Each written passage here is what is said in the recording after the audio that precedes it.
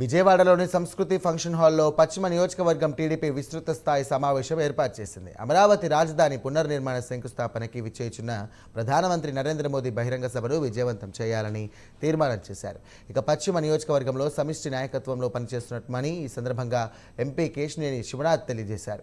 సమిష్టి నాయకత్వంలో పనిచేయడం వల్లనే తనకు ఇక్కడ 57,000 మెజార్టీ వచ్చిందన్నారు.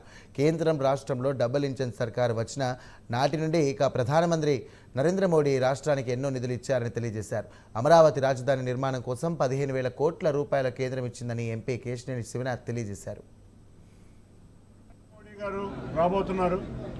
వారు రాష్ట్రానికి మనం ప్రభుత్వం డబుల్ ఇంజన్ సర్కార్ వచ్చిన కాడి నుంచి